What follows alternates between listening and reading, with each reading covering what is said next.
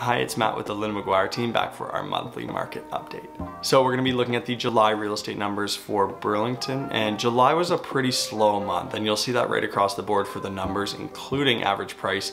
Numbers were down.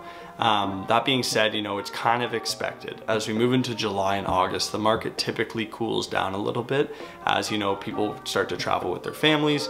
They're getting ready for their kids to go back to school, especially in August. And I think this year more than ever, people are traveling a lot right now because we're finally allowed to do so.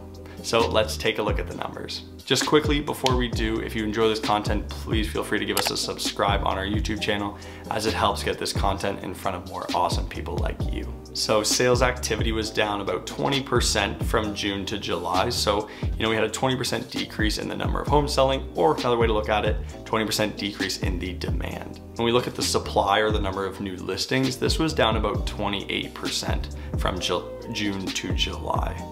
So that's a pretty big decrease. We did feel that on the ground level out there in the market. We've been talking about this lack of supply for about a year now, and it was pretty prevalent in July as well. That being said, like we mentioned, it's kind of expected. As we move into these summer months, there is a little bit of a cool down, but we'll have to see what happens in August as well. Days on market was actually flat with June, so it still took 14 days in July as it did in June on average to sell a house.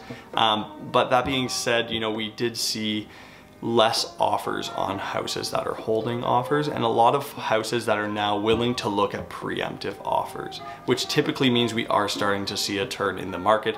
But again, we'll have to see what the coming months bring. Finally, taking a look at average price. Average price was down about 7% from June to July, and that seems like a pretty big decrease. Like we mentioned, there was a lot of lack of inventory out there. There was a lot less listings hitting the market, and it felt like less, offers on homes as well.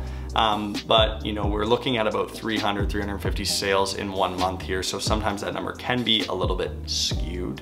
That being said, for you buyers out there, hot little tip, August is the best month to buy a home in real estate statistically and historically. So historically, we see that August has the lowest sale prices on average out of the year. And again, a lot of it comes back to the slowdown that we see as we move into August. So that's it for today. Hope you enjoyed this content. We'll be back next month with another update. And in the meantime, have a great month. We'll talk to you soon.